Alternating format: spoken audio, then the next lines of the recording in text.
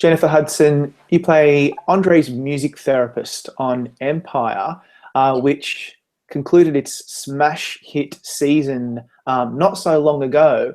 First of all, tell us about how you became involved with Empire. Well, I became involved with Empire. I got a call from Lee Daniels, the director, and he told me he wanted me to be a part of that Empire. And it was before the show started even airing on television. And so he's like, I'm going to send you a pilot of it to see the show. And he did. And I think I was in LA at the time. And so I fell in love with it like instantly. And I was like, oh my God, I have to be a part of this show. And then from there, he's like, I want to create a role and a character for you. And so he did. And that's where Michelle White came from. And because my understanding is that most of the show was done before, I think, except for the finale, before it started airing. So you guys had really no idea how it would play out. I mean, what were your expectations?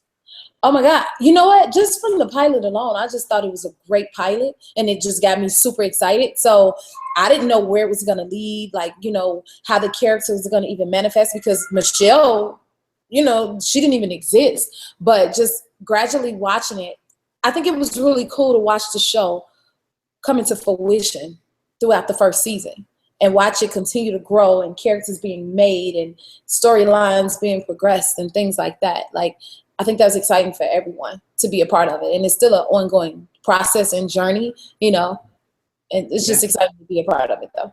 And what do you make of the incredible success of this show? I mean, it could have been a fringe show about the music industry that didn't really hit, but it became such an emphatic hit. It was so embraced by such a wide, diverse audience of that. Well, that is my favorite thing about the show is the how loved it is. Like I was just saying earlier, the one of the episodes I was on, right after it aired, I was walking my baby to the bus stop to go to school, and his bus drivers wanted to talk about Empire. And then I was on my way home, and the neighbor wanted to talk about Empire, and I'm like, oh my God! And it's such a diversity of people that watch the show, and I think it's because it taps into every market perfectly. Like whoever they're trying to target, they're talking and they know who that audience is. And also because it's so real. And I love that it's filmed here in my hometown, Chicago. And I love that it brings in real everyday people. That's relatable.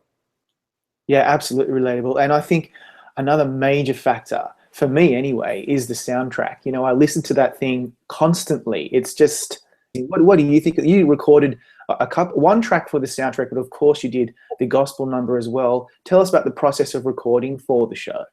Well, I actually did. It's 2 on the soundtrack. Whatever makes you happy, and remember the music. Of course. But the soundtrack is amazing. I had already worked with like Timbaland and Jim Beans and all of them who worked on the Empire soundtrack and the music throughout the show. And so it was already an instant connection. And then like to sit and watch the music being made and tell the story was just incredible. Like to see it being done and to tell the story just as well as like the lines in the script is amazing because it would teach you about each character through in the song, but the music is still very current, very fresh. And that's another thing. It's like music that you would listen to on the radio today. You know what I mean? Yeah. And yeah, absolutely. It's so many collaborations in it. It's crazy. I can't even really explain it part, but. And so you're on the ballot, the Emmy ballot, which came out 2 days ago in the Guest Actress in a Drama Series category. And that's obviously because you're in 3 episodes. And without question, I have to say the highlight of your guest stint on the show was in the penultimate episode when you sang the gospel performance of For My God. Take us through how that all came to fruition and how it was filmed. Well, For My God was filmed in one of our beautiful Chicago churches, and it had a lot of fellow Chicagoans in it. And the song came about. It feels like a traditional gospel song. I'm shaking my head right now just thinking about it. Like, what's the song? I don't know, but it reminds you so much of the traditional gospel in church. Jesus will work it out. Jesus will work it out. You let him, Jesus will work it out. Or even me standing there singing a cappella. Like, that's what I grew up in church doing, singing in front of congregation. So for a lot of it, for me, felt like, oh, this is what I do every Sunday, or this is what I grew up doing. And the energy in the room was real. And I remember sitting with the choreographer and everybody want to go over everything. And I was like, no, let it be what it is. Let it be praise. No one can tell you how to have church. No one can tell you what you feel. So let's just sit here and have church. And y'all film that, you know? So it was just more of a organic, natural feeling, you know, for us all, I want to say. Yeah, and it was beautifully edited with a whole bunch of other things that were going on at the same time. It was a really unusual way for the show to show a gospel performance with, you know, sex and violence and other things that were going on with the other characters. And that's really your contribution to the show, is this really interesting character, Michelle, who has a recording contract now. She sang in the finale as well on stage. What's going to happen with her? What can we expect? Do you know? I don't know. I cannot wait to find out. I've been sitting here trying to rack my brain, figuring it out myself. Like, I wonder what is going to happen with Michelle and Andre. I wonder, you know, and the way I feel as though like they'll end up saving each other, because for a character like Michelle, like going into this industry, this music industry world that she's trying to, you know, embark in, she's like wet behind the ears and she doesn't know what to expect. But Andre knows what she's getting herself into. So I feel as though, yes, she's there to save him, but I think they're going to end up being each other's heroes and saving each other. And I don't know, but that's just my guess at the moment. Wow. But I can't wait to see. Yeah, we all can't wait to see. So look, given that Gold Derby is an awards website, I'd be remiss if we didn't talk a little bit about your past, especially your awards past, because you're no stranger to being on ballots, right? So if you wouldn't mind, I know you're probably sick of it, but maybe you're not. Can you take us back to that night when you won the Oscar? It was such an amazing, magical night for you and unforgettable for us. Yeah, wow. That was like almost 10 years ago now. And I still can't, like to this day, it's still so fresh in people's minds and hearts. And that's an amazing blessing. I feel like I just talked about it the other day. And it's like, okay, you want to have that moment. But it's just such a surreal moment because like I said, when I won my Oscar, I was like, look what God can do. Like things that I had never even thought about, dreamt about, and to end up on the Oscar stage and then to win. Again, when they said my name, I was like, oh, girl, don't get up. No one heard that but you. You know what I mean? And thinking back to being on the set of like Dreamgirls and having people like Beyonce and Jamie telling me like, you have no idea what you're in store for, you know, and Jamie saying, you know what, I think you're going to win an Oscar. And I'm like, whatever. But because it was like, really, you know? So it's still something that's still very like surreal to this day. I can imagine. And, you know, in the lead up, you won everything. Like you were just such a front runner. And I always imagine with people like that, and it happens often when a supporting actress or whoever will just win every single award up to the Oscars, I think that would give you more pressure.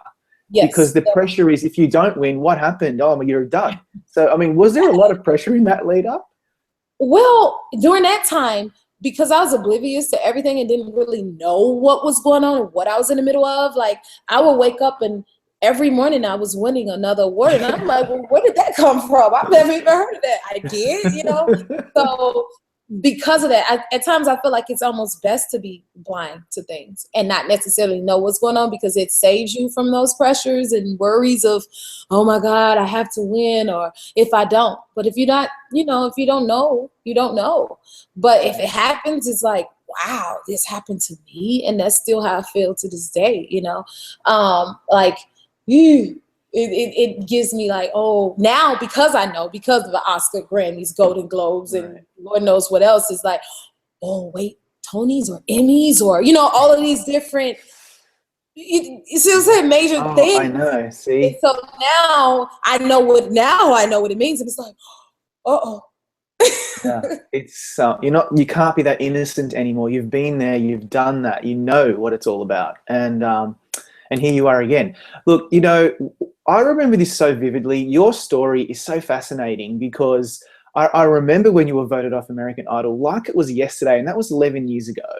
It was such a shock. Many of us thought, oh, you know, Jennifer, she's one of the front runners. She's going to win this thing. And then bang, you're gone. And I thought, okay, we'll probably never see her again. And now just to see your progression, I think there's a lot of parallels with Effie. from Dreamgirls, because she gets dumped by her singing group and her man, and then she comes back and gets revenge by getting a #1 song on the charts. Do you ever think about the parallels between that very famous character and your journey so far? I do. Even back then I did. I saw it. You know, I was always the big girl in the group, you know, that was pushed in the back for the skinny girl. You know what I mean? And it's about the look and not the talent. It's like, but hold on, I'm carrying the group because I'm singing, you know? That's right. So in that way, I totally understand. But I think that's what was so relatable and still is with films like Dreamgirls and even shows like Empires, because it's teaching and showing like the heart of the industry and how it really works. And those things are timeless. And those are things that people want to know, what it's like for those who don't know. And because of things like Dreamgirls or Empires and so many other musical outlets, and it teaches people what it can be like. And it's not everybody's story, but it's a very familiar story, and it's familiar to mine. It really is. Yeah. And, you know, for you, I think a lot of the things that we remember about you are performances and songs that you've sung. So in Empire, that song in the second last episode really hits home. It raised the roof, almost literally, probably. And that it has a parallel with I'm Telling You, which is the song that will, you know, it was a very famous song before you came along, but now has really become something that we think about when we think about you. And I'm wondering, you know, a lot of the songs are about, a lot of the songs are about when people are dumped by their lovers. This song's about, no, I'm staying. I want to stay in the relationship. I love you. I want to be with you. It's so brutally honest and vulnerable. And is that why people are so attached to it? You know what? That is something I always ask myself, and I always wonder. I'm like, this song has like its own magic to it, its own spirit to it. And even for people who don't even know what it's from, they instantly connect. But what I think it is the vulnerability, the honesty, the heart, which we all have, that we all can relate to. And it applies more so than just love. It can apply to anything. And it's just the fight that's in it. And that's, you know, like, I guess one of the things about it, but it's a song that it's so weird to me. I mean, like, what is it with this song that people really connects to? And the heart that's wrenching and pouring out is honest. And there's very few people who will show themselves in that way. Yeah. Yeah, absolutely. And you've really got to sell it when you're singing it, which is what you've done, obviously, on many occasions. I have one more Dreamgirls question because it fascinates me. When Dreamgirls wasn't nominated for Best Picture, a lot of people were really outraged by that snub, so to speak. It had Oscar nominations, it won Best Comedy or Musical at the Golden Globes, it won the PGA, it won lots of awards, and then it was snubbed. What was your reaction at the time? Do you remember? Did it bother you? Oh, I mean, I think we were all shocked, you know. I don't really remember much else about that moment. But I do think everybody was definitely shocked, and we all expected it, because think about it, to this day, that movie is still around. And I'm one of the first people to be like, wow, y'all are still watching Dreamgirls. It was on like last week. I look on the airplane, it's under classic. So for those reasons, it's like it would be a shocker to see, like, how did that happen? But, you know, I guess the trophy is still being around, you know, for it to still be around and lasting. Exactly. That's a very good way to put it. I think that's a really nice way to put it. It's still, you know, it's still a winner. Still one. It's still a winner. It's never going to go away. And your performance, of course, was memorialized by that statue, but also by people loving it, you know. Thank you. So, you know, with Empire, again, the performances that Michelle gives in the 2 episodes particularly are what are most memorable about your performance. And if you're nominated for an Emmy next month, I'm sure that will be a very large reason for why you're nominated, because they're so powerful. And that brings me to this last question. You've given a lot of really memorable performances, specifically since Idol, you know, the Grammys, tributes at the Grammys, Oscar song performances, the White House, all the way to Empire. Can you name that one performance in particular that is still to this very day so special to you, that you hold closest to your heart? Oh my God. It may not be possible. It's a Sophie's choice, but if you could do it. I will probably have to go.